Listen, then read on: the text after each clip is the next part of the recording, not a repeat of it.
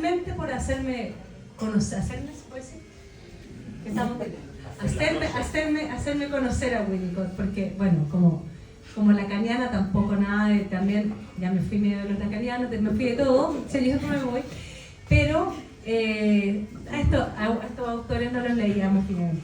No es que no nos dejaran, porque bueno, el otro día hablaba con una colega y decíamos, parece que uno es más lacaniana a los 25 que a los 40 y tantos, o cualquier cosa supongo, ¿no?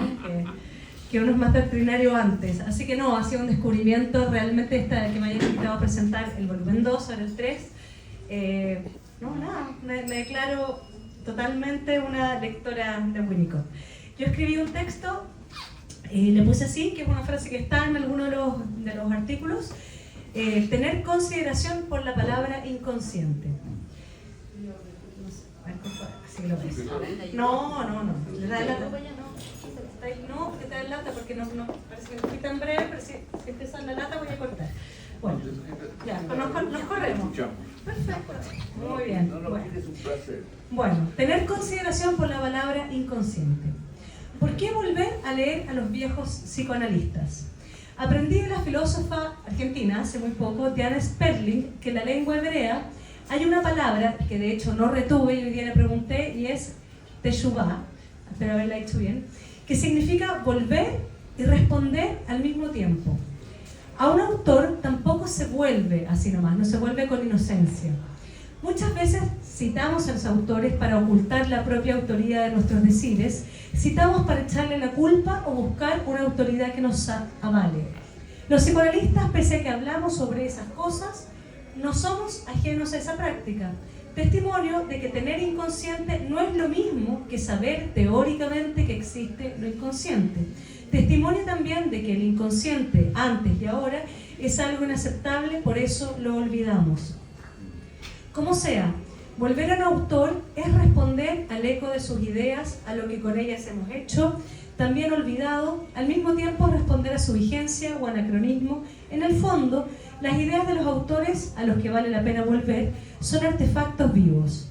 No se trata de adaptar las ideas de los autores a los nuevos tiempos y ponerle nombres más marqueteros, tampoco sumarle perspectivas, como es hoy día, de los asuntos que hoy día son lo correcto o lo correcto de un tiempo, sino precisamente escuchar las advertencias sobre lo que otras generaciones de pensadores intuían para los nuevos tiempos. Los psicoanalistas también nos preocupamos por la salud social, hacemos diagnósticos y especulamos sobre sus síntomas. El pensamiento crítico, no psicoanalistas, también lo hace y utiliza conceptos del psicoanálisis. Han visto que está muy de moda que los demás hablen de psicoanálisis, con lengua psicoanalítica para hacer crítica cultural. Y no por nada escribió Winnicott que en estos análisis, cito, se debe tener consideración por la palabra inconsciente. No hacerlo puede llevar a cometer errores graves. Lo dice en un texto que es sobre la delincuencia juvenil, donde se da un rodeo increíble, porque en realidad quiere hablar sobre la delincuencia juvenil y la deprivación de los hogares, etc. Pero se da un rodeo. También, un rodeo y un rodeo a los juristas diciendo, hey, tienen que escuchar lo inconsciente, y se refería efectivamente a la venganza, ¿no? Por ejemplo, decía ahí, no considerar el odio reprimido, el ánimo de venganza social en estos casos. Confundir justicia con ajusticiamiento. Ahí se lo lacaniano, justamente, ajusticiamiento, miente. Siempre hay una mentira ahí, ¿no? En el linchamiento. Hay palabras que se vuelven tics, también para la crítica. Decir entonces, por ejemplo, como hoy día, el neoliberalismo y el patriarcado otra vez, y el neoliberalismo incrustado desde el pelo hasta el dedo del pie, podría decirlo tantas veces que la crítica misma se volvería síntoma. ¿De qué? Precisamente de que entre todas las cosas que han sido declaradas en crisis, el síntoma como formación es una de las cosas que también podría estar en crisis. Aquí se me corre la impresora. Un síntoma no es cualquier cosa que también nuestra lengua de lo consciente olvida, que el síntoma no es cualquier cosa, quería decir. Es que, verdad, me entendí mal. En primer lugar, ¿qué es un síntoma? ¿Una molestia, una incomodidad o un dolor? Manifestaciones que al mismo tiempo son un mensaje. Dicen que en algún lugar del cuerpo, también del cuerpo social, algo anda mal. Un síntoma entonces se ofrece la lectura y el desciframiento. Acción que no es segura porque a veces al apuntar con el dedo el hallazgo de un síntoma, los médicos, también los de la mente y por cierto los del cuerpo social, los críticos, discuten acerca del dedo. Hay que decir que ese equívoco también puede recaer en los pacientes. Un síntoma solo existe si es recogido por alguien, pero no de cualquier forma. Recoger un malestar, la fiebre o un error en el sistema no basta para que el fenómeno produzca un síntoma. El furor de curar sin leer otras señales puede ser tan peligroso como usufructuar del malestar, inflamarlo y ofrecer salidas que suelen ser, no son solo mentiras. Lo hemos visto tantas veces como veces lo hemos olvidado. La enfermedad puede ser inventada al modo que conviene al curandero. Precisamente fue esa la sospecha de Freud con el gran maestro médico de su tiempo, Jean-Martin Charcot. Iré un poco más atrás en la historia primero. Cito: no soy un verdadero médico, no puedo curar a mis pacientes, le escribía un joven Freud a su novia a fines del siglo XIX. La enfermedad que le partía la cabeza a los médicos de su tiempo era la histeria, una afección corporal cuyo sustrato orgánico no lograba verificar la neurología. En sus ensayos sobre el uso de cocaína en sus pacientes y amigos y parientes y él mismo, escribió Freud: al fin soy un médico.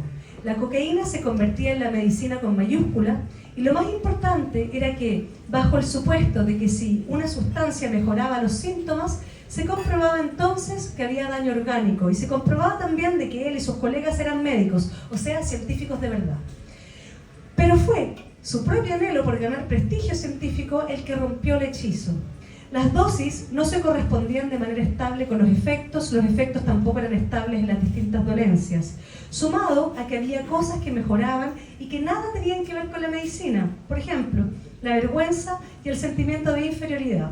La cocaína, que otorgaba a su disciplina un poder simbólico, curaba precisamente la herida a la cual Freud se dedicaría más tarde el resto de su vida, la falta en ser, la de un yo que no es amo en su propia casa.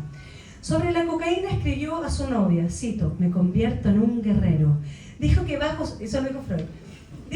sus efectos se puede no comer, no dormir, se puede todo, salvo no poder. En los años en que abandona la cocaína como hipótesis, Freud fue testigo de otro hechizo más. Pasó una temporada con el gran maestro Charcot en la Salpêtrière. Este era famoso de un modo curioso, porque tampoco sus enfermas, la mayoría de mujeres, se mejoraban, cosa que me recuerda a las neurociencias. Se han fijado que cada vez descubre algo no cura a nadie, los trastornos suben, pero cada vez supone que estaban mejores los descubrimientos. Por el contrario, con sus intervenciones lograba enardecer la sintomatología a su disposición.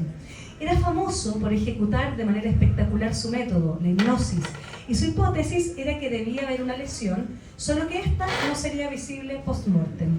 Pero el ávido joven Freud comenzó a sospechar que entre el médico y sus pacientes, así como puede ocurrir entre el crítico y la crisis, existía alguna clase de romance enfermizo, y tuvo la osadía de desacreditar al maestro escribiendo un texto inaugural para el psicoanálisis con un nombre muy malo, algunas consideraciones con miras a un estudio comparativo de las parálisis motrices orgánicas e histéricas, ¿se acuerdan? 1893. Se dio cuenta que el cuerpo que enfermaba en la histeria no era el de la estructura anatómica, sino el de las parálisis sino que las parálisis ocurrían bajo el esquema mental que cada paciente tenía del cuerpo. No se paralizan los nervios de un brazo, sino la idea que uno tiene de un brazo. Con ello comprobaba que hay un cuerpo representado, un cuerpo capaz de enfermar de ideas. ¿Qué hacer con los cuerpos cuando enferman de cultura? Pues una clínica, es decir, a ocultar a sus enfermas, a agachar la cabeza y a escuchar su secreto, que no era sino el de la vida sexual y la represión de su tiempo. Los deseos, la envidia, los afectos no procesados encontraban su vía de expresión en el cuerpo. Había entonces que leer los síntomas como se lee un texto. Así nace la idea del síntoma como una, como llamó Freud, formación de compromiso, es decir, como una negociación entre las partes de la personalidad, el malo y el bueno, el bestial y el sofisticado, el demócrata y el fascista, que hay en cada uno, como también una negociación entre el cuerpo, sus impulsos y la cultura. Como decía Marco Antonio Laparra, que te cité el otro día, decía que a él le gustó el psicoanálisis porque es la única teoría que consideraba la envidia, ¿no? Es cierto. Freud abandonó la cocaína, la hipnosis y al maestro, no es poco. Y comenzó, no dos pueden decir lo mismo, y comenzó a trabajar en la interpretación de los síntomas de los sueños de los actos fallidos. Por su parte, lo de Charcot quedó en la serie de los escándalos médicos, y que como todo lo que es escandaloso nos lleva a olvidar la fórmula de aquellas cosas que no dejarán de repetirse. Como sea, si la ruta de Freud fue del órgano y la sustancia como cura al sueño, hacia el sueño, y al saber de las mujeres que confesaban los secretos de su tiempo, esa ruta es una ruta de ida y vuelta. Los modelos de salud mental hoy siguen buscando la lesión, también la medicina con mayúscula, y aún no que otro hechicero. La otra vez leía que, y tuve la oportunidad de conocerla, no sé si fue bueno o malo, hay una psiquiatra española que es la que más vende en Chile, y que dice que somos, que en todos nuestros problemas que tenemos unas carreteras de dopamina, dice así, y que nada, bueno, no sé, hay cosas que generan más bolitas de dopamina en estas carreteras, o menos habría que manejar eso, ¿no?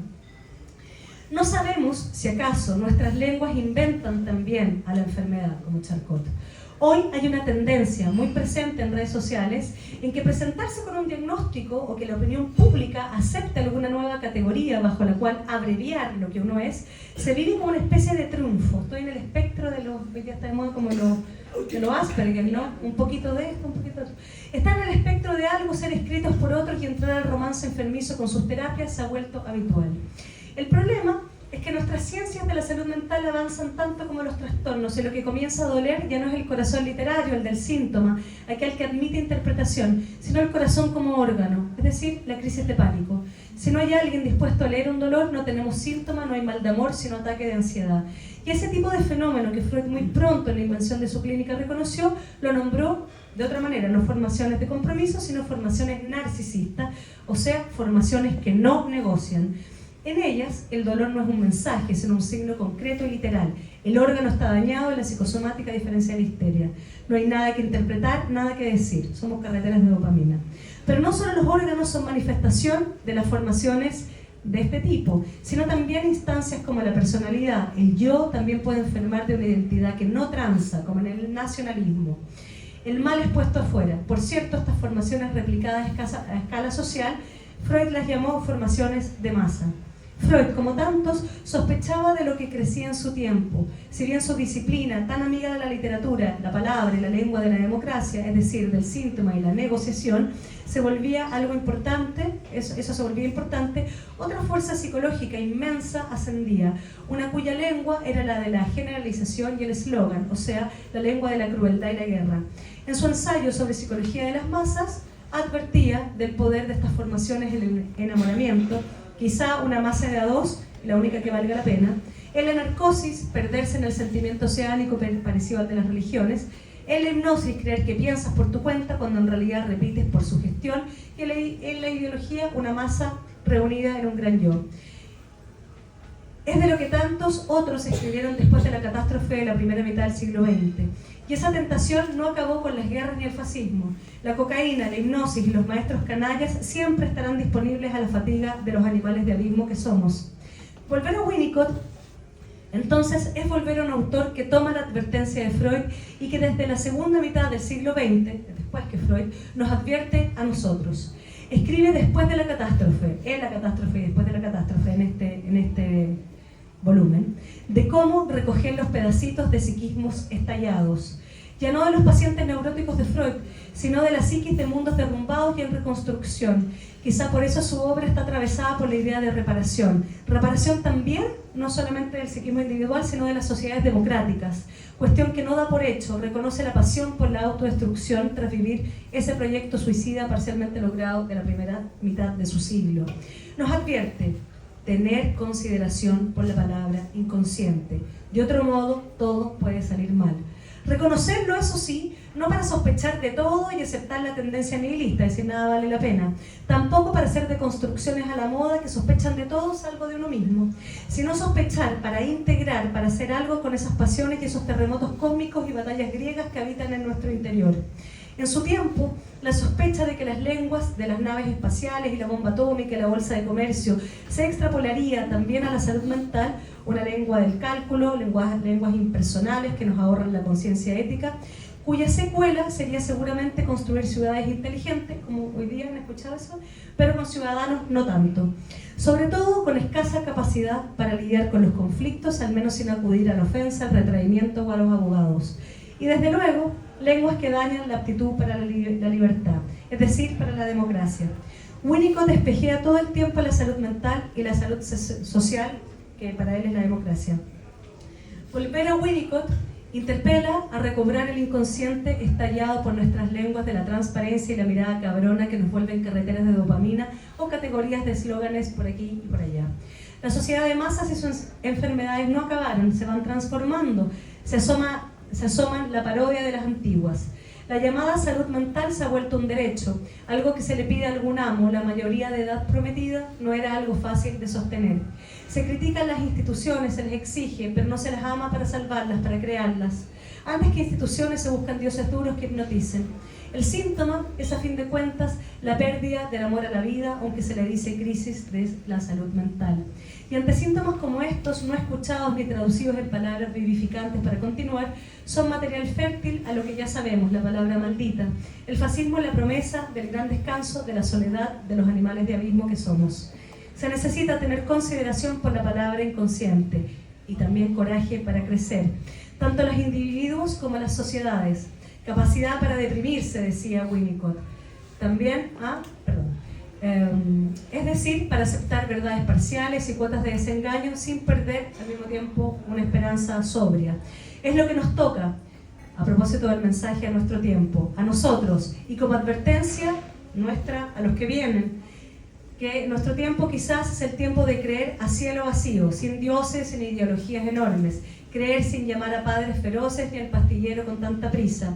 La democracia es una religión de adultos. Y con esto quería decir, bueno, a propósito de mi formación lacaniana, precisamente cuando se hablaba de madurez, en toda esta madurar, siempre nos reímos un poco, ¿no? Esta cosa de madurar nos parecía un poco como una cosa que no podíamos ni leer. Y recién comprendí que quizás madurar o pensar madurar en este tiempo ya no es una cosa, ¿cómo decirlo?, de la psicología gringa, del yo, de constituirse en una imagen, ¿no? Sino que es más bien algo que haya que pensar para estos tiempos donde los psiquismos están más bien desintegrados y la madurez es una cuestión ética, es decir, crecer hacia lo vacío, insisto, requiere coraje. Me acordé con esa idea de por qué quizás madurar, si antes, al menos cuando yo me formé, en los 90, a principios de los 2000, esto de madurar era un poco tonto. Y me acordé de un prólogo de Huxley, de Un Mundo Feliz, un prólogo de una edición a su novela 17 años después de que la escribió. Cuando la escribió fue en los años 30 y este prólogo es después de la bomba atómica. Y él dice que en realidad no le va a cambiar nada a la novela, pero si pudiera cambiarle algo, sería darle al personaje, al salvaje, ¿se acuerdan?, otra alternativa, porque él dice que la novela le da de alternativa una locura y otra locura. Porque dice que en los años 30 todavía la locura le parecía divertida, pero que después de todo ya no le parecía divertida, y que le parecía que la cordura era un deber. ¿Y qué significa la cordura? Y creo que tiene que ver con esta idea de madurez, quizás en Winnicott, que es la capacidad de estar a solas, de hacer duelos, de la capacidad de ser libres y de la responsabilidad al mismo tiempo, ¿no? Que no es sin atravesar, como dice Winnicott, una ligera depresión. Bueno, los felicito, gracias por su trabajo, a los traductores, al editor, la verdad que gran pasión la que